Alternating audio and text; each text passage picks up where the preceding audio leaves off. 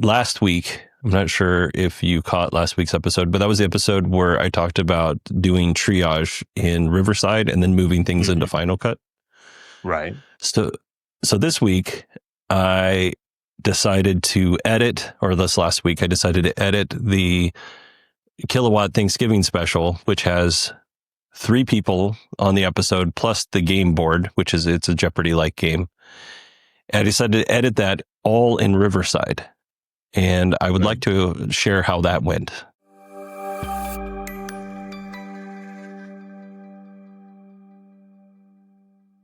And for those who don't know, we've always recorded in Riverside, but Bodie would take the Riverside recording, export it, and then edit in Final Cut Pro on his Mac.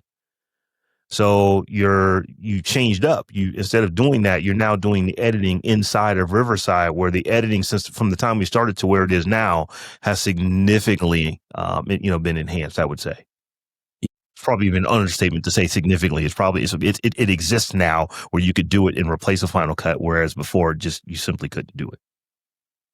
Yeah, no, that's a good way to sum it up. The thing is, though, it's good for certain things, right? The whole reason, well, I don't know if the whole reason, I started editing in Final Cut for the very first time when you came on for the first annual Thanksgiving special, right? So it was me, you, Allison Sheridan, and Steve Sheridan.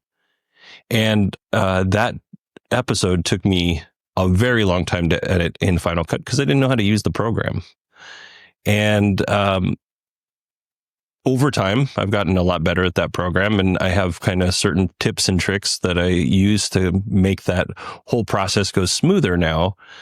Unfortunately, it's time consuming to download the stuff, and it takes data to download it and all that stuff. And like you said, Riverside got better, and I've been editing just our episodes, just when it's just you and I've been editing those on Riverside, and it's worked out pretty well. And I'm actually very impressed. But then I was like, well, let's see if I can do this, recreate what I do in Final Cut in Riverside for that Thanksgiving episode. And again, this year there was 3 people and 1 game board. And I will say Riverside was not the right tool for that job. And I want to know, have you ever experienced something where you're like, you know what, I'm going to try something different? Or maybe you've discovered a new technique or a new tool to use. And how did you decide that, you know what, this isn't the right tool for the job? So it's interesting that you ask that way, because I have done this, but it's not been recent. I have come to a point to where when I find a tool that works for me, instead of, let me take a step back. I used to have an issue that where I'd be using a tool today, and the tool is fine, it's doing what I need it to do. But then there's another tool that somebody talks about and it's like, oh, shiny bubbles and butterflies. That looks fun. Let me go try that. And now I switch over and I'm using that tool. And that tool also works just fine. And then another tool comes up and it's like, oh, bubbles and butterflies again. Let me move over to this tool and try that. And that used to be my standard mode of operation. There you go. The problem with that is that I never got good in anything because I would every 6 months or so switch over to something completely new and have to learn a whole new system that it works just fine. But because I'm not used to it, I don't know the shortcuts, I don't know the ins and outs of the tool, it actually was creating more work for myself. So I have been, and you know this, Bodie, I'm pretty big on like personal productivity, building a second brain, all that kind of stuff. When I started doing those things, like really getting into even before building a second brain, but just like Atomic Habits and reading books like that. Finding the right way to do something and just doing it that way until there is a reason that you wouldn't do it that way is way more effective than just because something new comes out, you move over to the new thing. So to answer your question, yes, I am intimately aware of when you just are using the wrong tool for something, because I used to switch tools all the time and oftentimes the new tool was no better than the tools that I already had, or it was just that I didn't know how to use the new tool to do something that I already knew how to do in the old tool. So I'm trying to fight and figure something out in the new tool, where if I would have just kept with what I was using, it would have worked out much, much better. Yeah. The thing is how do you know? Like, because there's a certain amount of cognitive load that you're going to have when you start a new program, right? There's going to be a certain amount of time, like you said, to learn the program, and then you might find that that's not worth your time, and you have to do it in the program you have been using. So, it starts to eat up all your productivity. Instead of being more productive, now you're less productive. Now, there's a little bit in that if you find a tool that works really well, you might be less productive for a little bit, but then you overcome that knowledge barrier that you have. So in that, Rob, like, how do you test new products to see what's going to work for you versus, just kind of looking at it and going, I don't think this one's going to fix the problem that I need to fix. I'll give you an example. I now no longer have any Adobe products. I used to keep an Adobe Creative Cloud account, so I had access to Adobe Premiere, Adobe Audition, to PowerPoint, not PowerPoint, but to Photoshop, to Lightroom, to all these tools. And then this thing called Canva came out. And what I found was that 90% of the stuff that I did, I could do in Canva so much more easily than I could do in Photoshop. But there were still some things that I just needed to have Photoshop for. So I kept Photoshop around. But then it became like, well, wait a minute. If everything I can do in Photoshop, or everything I can do in Canva, I can easily do in Photoshop. Or not easily, but it can be done in Photoshop. Does it make sense for me to be able to do both things? So, so we got to the point to where, well, wait a minute, I'm paying for this license. I like Canva better. I have not used Photoshop in 2 months, 3 months, 4 months. So I got to where, okay, I'm just going to cancel the license. And then if I need it, I'll re-up the license. And then if I decide that I want to stay in that application, I'll keep that license going, but I got to cancel Canva. So the thing for me is that I will not keep two tools that do 80 to 85% of which the other tool does. I will not keep subscriptions going for more than 3 months, because it's like, if I can do 80 to 85% in one of these things, I'm just going to stick with the one thing, unless there's something that comes up. In this case, there was something that came up, in Photoshop that I just simply could not do in Canva at the time. So I had to go back and reactivate the account. But that's the only reason for me that I would do something like that. And hopefully I'm answering your question. So it's like, how do you know? There's something that you want to be able to do that you can't do in the product set that you have. So you have to look for a new product set. So the question becomes, is there a plugin or something that I can use to do this? Or do I need to go get a full-fledged product? Because if it's a plugin that I can put into, if I would have kept Photoshop, if I can put this plugin into Photoshop and it does it, I'll continue to do this here.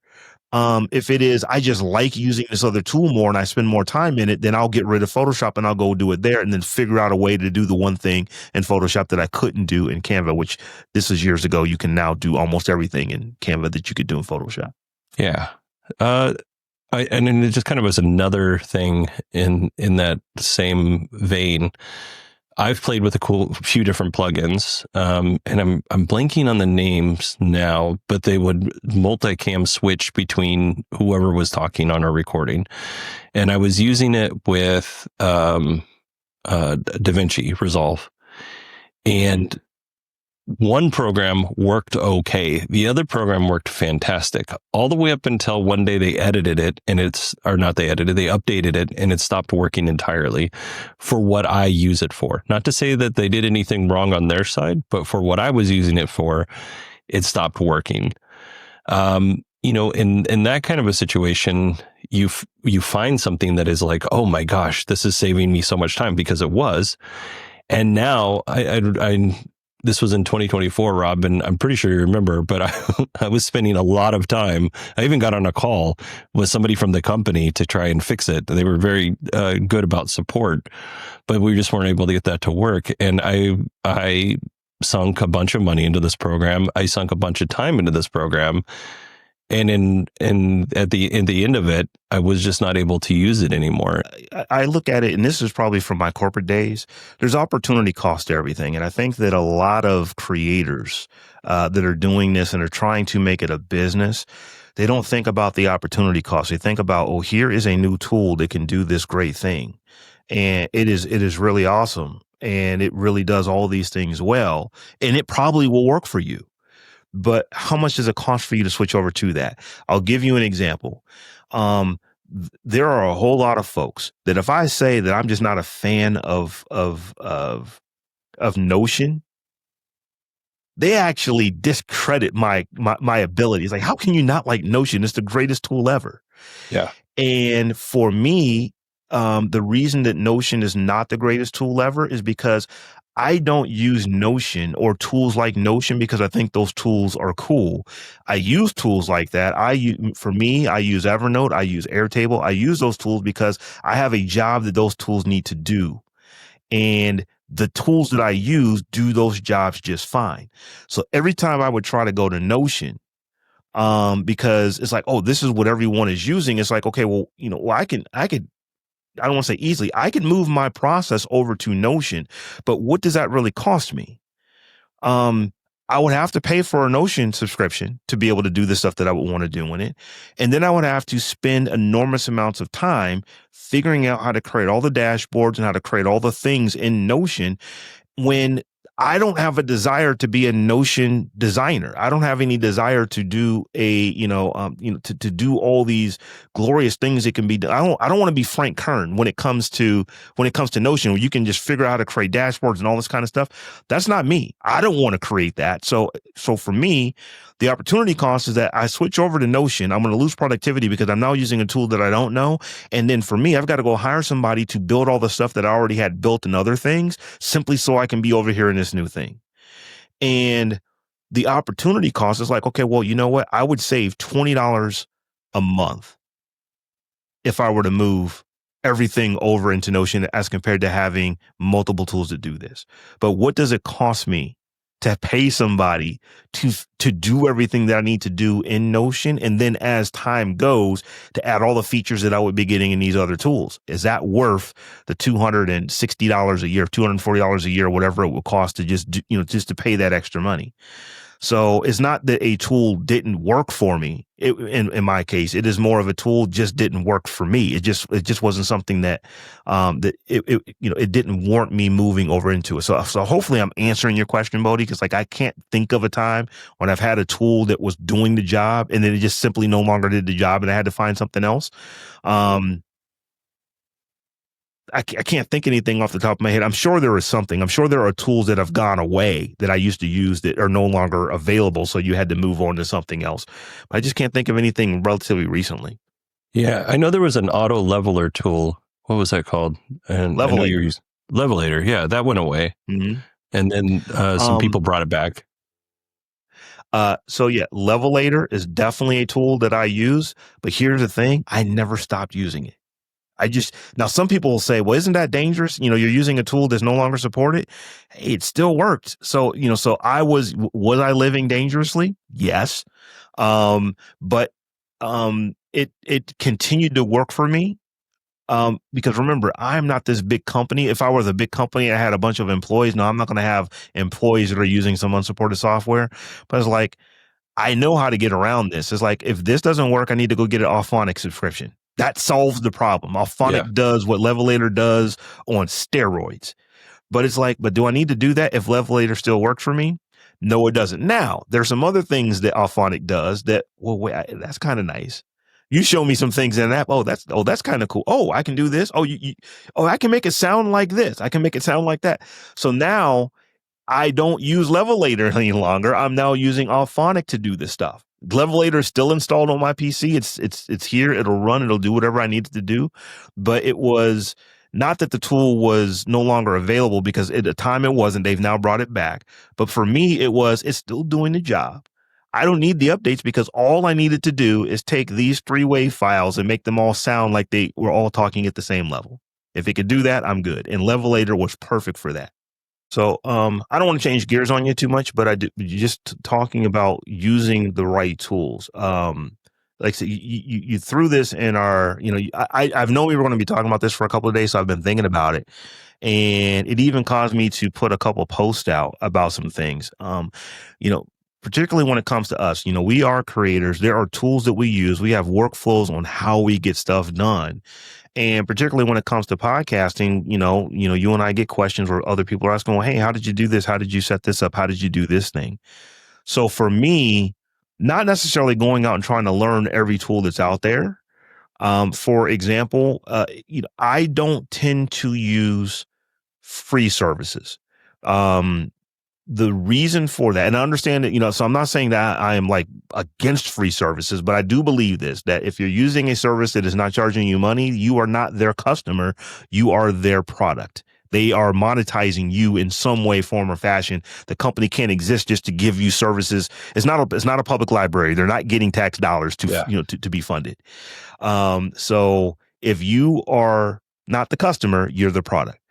So for me, because I do kind of feel that way, and I do think that it's a trap to oftentimes try to do everything with free tools, I don't necessarily use a lot of the free tools. Therefore, I don't know how to use them. But every now and again, because I do have so many people ask, well, what is it? Is there like a free host that you would use? Me? No, there isn't one. But RSS.com, not bad. Back in the day, Anchor, before Spotify got a hold of them, not bad. So there were some things like that. And I would go, pay attention to them just so that I could speak intelligently on them. But like, you're not going to find me using the free version of RSS.com as a podcasting host, because there are so many things that are now part of my workflow that I use that it just doesn't make sense for me to use that. It's like, yes, it's free and you're not paying money for it, but I'm missing out on all these other features that are costing me money by not being able to do them. So I'm not necessarily a fan of free stuff, but I do go and look at those tools because I know that a lot of people are not looking for podcasting consulting. They're just looking for information. Hey, I want to set something up. I'm just trying something. I don't want to pay $20, $30 a month for hosting. Who is a good one?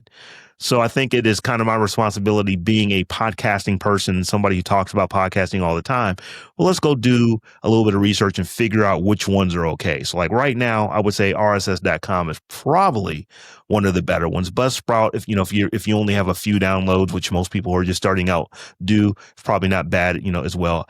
I tend to stay away from Spotify. I'm not, I'm not a fan of what Spotify is doing, but it is another one. I'm aware of it, but I don't know how to use it because I'm just not a Spotify fan. So that's kind of how I look at tools, man. I look at them because I know that I want to talk about them, and there are my favorites. There are tools that I use every single day that I tend to tell people, hey, this is how I do this. I use this tool to do it.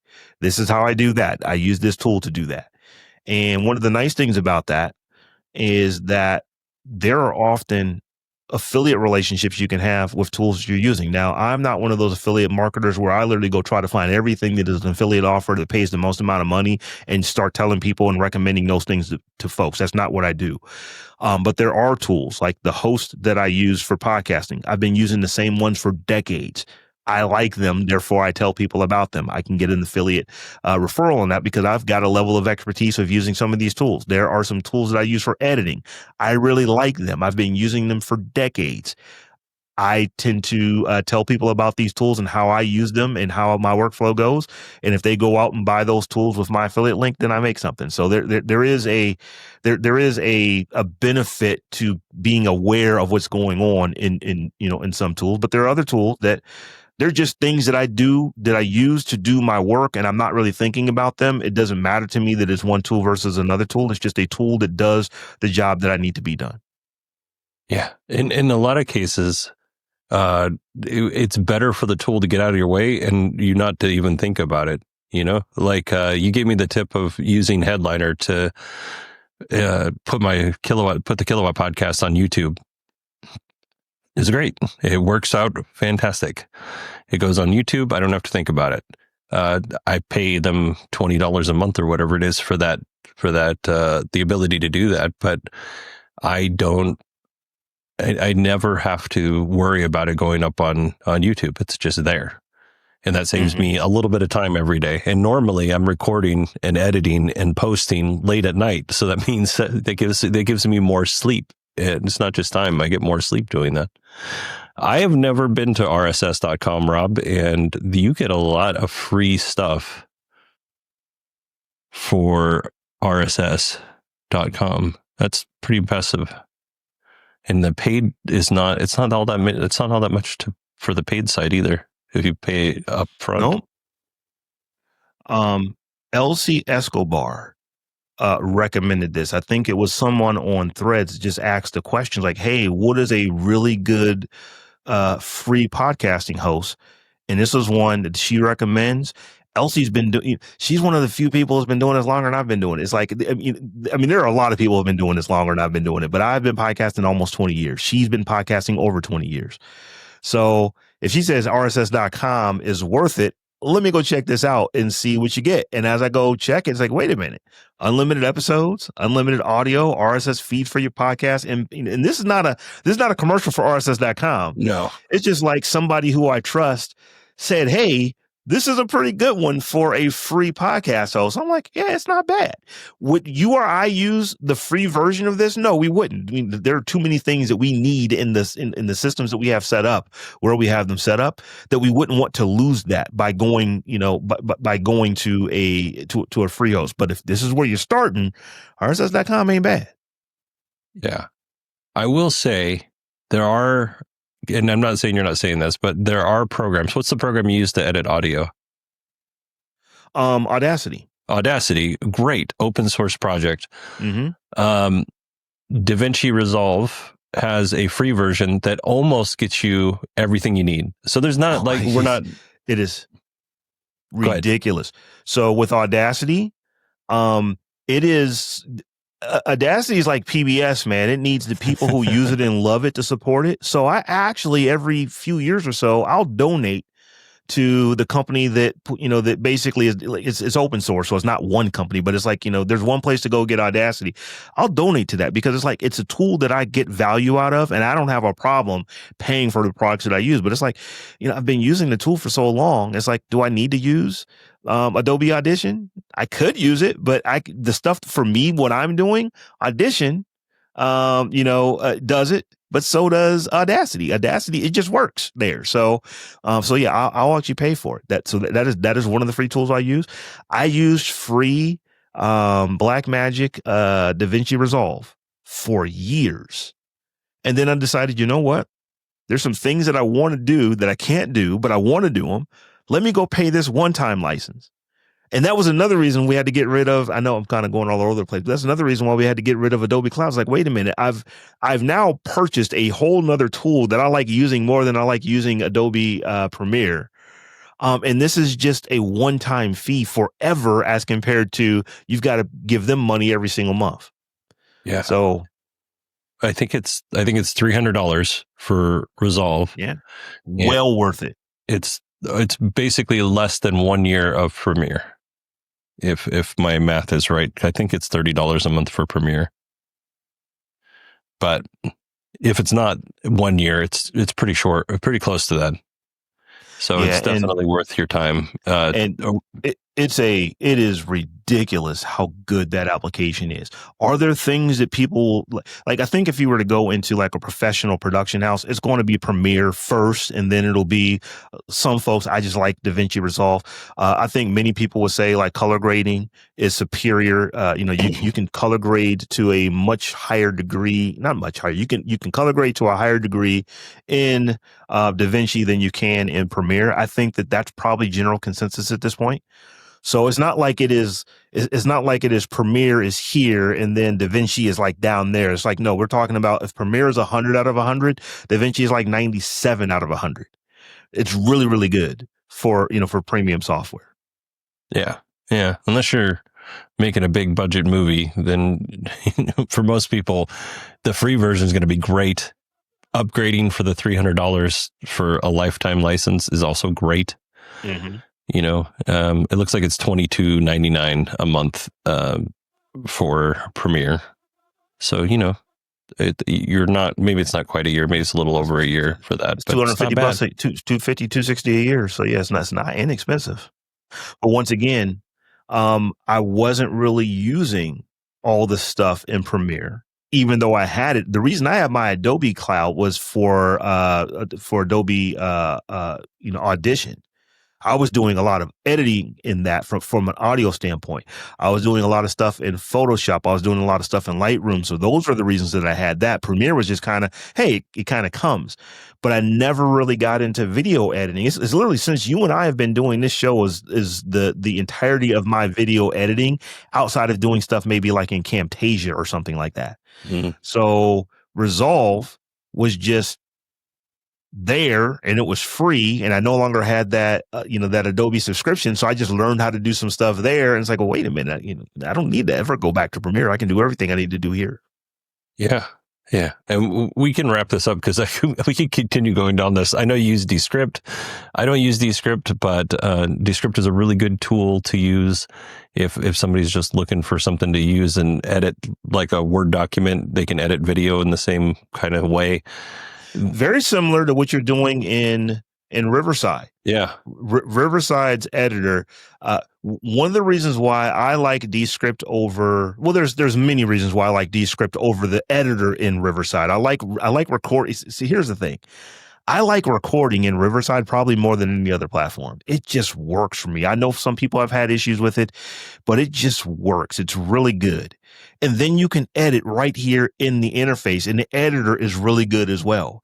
Where Descript does it for me is that I was actually using Descript before you could record in Descript. Descript for me was just a tool that you edited, had a visual editor or a WYSIWYG editor to edit, actual audio or audio to edit video. And that's why I got into it. And then Squadcast is who I used to use as a remote recording platform. They bought Descript, and I just got a Descript license. And it's like, okay, well, I do like Riverside more than I like Squadcast, but I really like this Descript. So I just kind of stayed there. And I am a fan. I use Descript more than I use DaVinci Resolve. There are many things that I can do in Resolve that I cannot do in Descript. Color grading, if I'm ever doing any of that, I'm just going right to Resolve for it. But but the video editing that you can do visually, I'm sorry, as a Word doc, you can literally look at the words in the transcript and make edits on the transcript as compared to having to go into the actual timeline. It just makes it so easy for somebody who is not trying to be a video editor by profession. Yeah, I will say, even because it's probably been a year and a half since I got rid of my Descript subscription, I will say even a year and a half ago, they were ahead of where Riverside is even now. And even when I edit in Riverside, I still edit to the timeline. I don't typically, unless it doesn't always cut off where you want it to cut off. Whereas like if you and I are having a conversation and I cut a piece out, it might leave a little bit of that conversation still there, like maybe the last syllable of a word or two syllables of a word. And I just find that it's easier for me to look at the timeline and make those cuts when I need to. And you can do that in Riverside pretty easy. Mm-hmm. But Descript did it really well most of the time, whereas Riverside, not really well. On the other side, Riverside now has a podcast host ability, so you can edit, or you can record, edit, and post to podcast sites directly from Riverside. So it's like Acast or RSS.com. So all of these tools for the same price, but I think we pay $30 a month or something for Riverside now. All these tools are really helpful, and it could potentially, by bundling together, save you money. But then there are plenty of cases where a site starts bundling these things together, and now it's a quagmire. But I don't think Riverside's done that. It could become a quagmire. This is the case for Squadcast. Squadcast was struggling against Riverside. They really were. I think Squadcast was one of the first that I can think of, one of the first ways that you were able to do a remote recording visually with someone where, you can be in your location in Phoenix. I'm at my location here in Columbus, and we get on and we're doing lossless audio over the internet. I think Squadcast was one of the first ones to do it. Yep. And then you had Riverside and all these other ones jump up that they started adding video. And I just don't think this Squadcast ever caught up with the video. Clearly they added it, but it just never caught up. So the only reason I was keeping my Squadcast subscription is because I like Descript so much. But then they kind of separated them out, and it's like, okay, well, I'll stay on the Descript side. I don't even know if I have access to Squadcast any longer. I might. It might be still part of my subscription. I honestly don't know, but it's one of those things to where it's not a tool that I would use more so than I would use Riverside. It's not a tool that I would use more so than I would use Descript. And then for me, I do a lot of stuff inside of StreamYard. There's multiple tools that we use to do the same thing. And Squadcast just never rose to the occasion for me. So it was great when it was great, but when audio kind of started fading out and video became the thing, Squadcast just didn't make as much sense anymore. So you asked me earlier, were there any tools that just didn't do for you what you needed them to do and you needed to make a switch? For me, it was Squadcast. That is the first tool that I started doing this remote recording stuff on. I may have access to it through Descript. I don't even know because I don't care to use it. It's just I just don't use it anymore. I would first use Riverside. I would first use StreamYard. I even have I think it's called Boxcast or something like that I have a lifetime subscription for.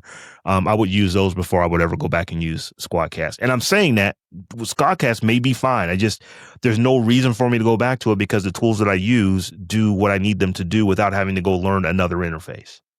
Yeah. Squadcast was solid in the beginning. It was more solid than any other program that I had used to that point to do that kind of thing.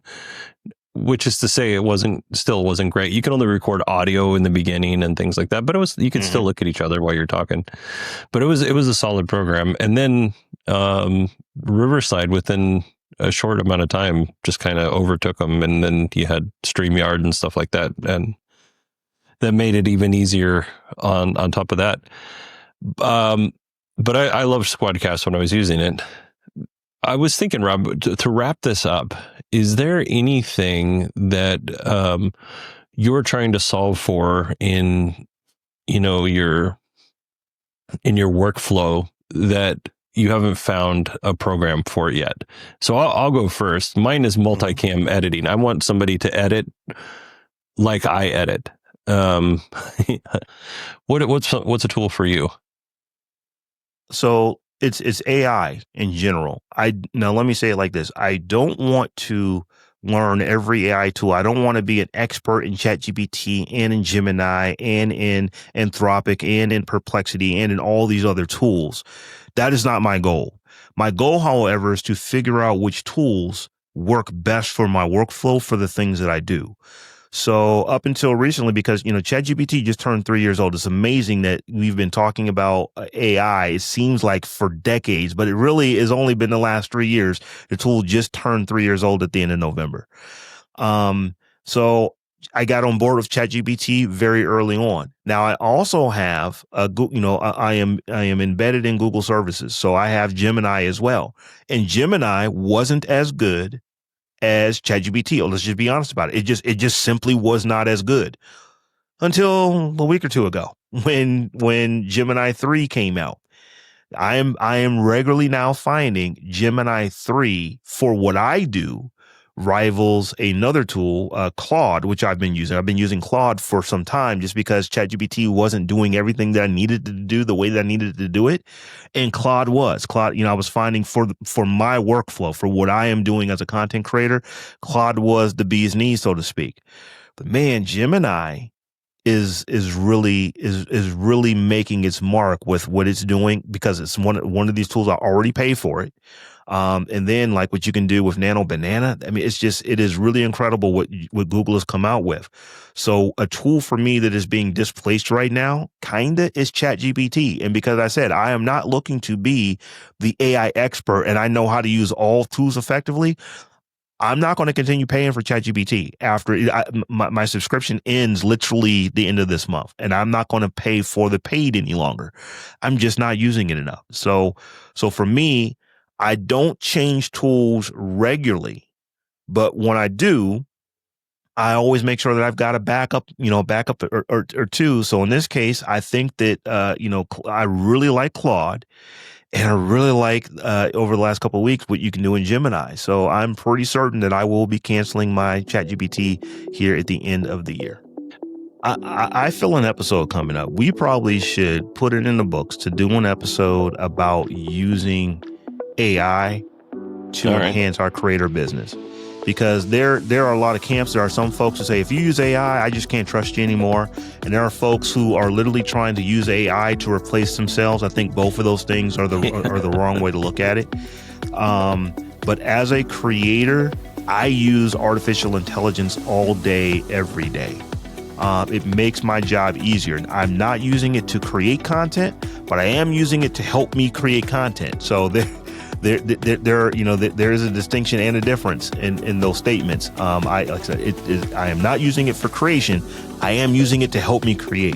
And I think that maybe our listeners will be interested in just hearing how you and I are both using this. So that could be a future episode that maybe we come up with. And this is probably a 2026 thing because we're already at the end of the year. Yeah, Rob, I would say that is a whole season 5.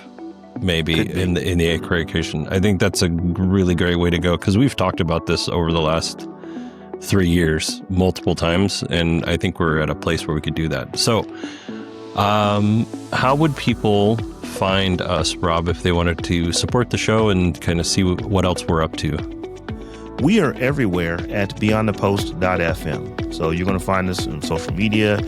Bodie and I both have emails that you can send us. So I'm Rob with 2 B's at beyondthepost.fm. Bodie is Bodie at beyondthepost.fm.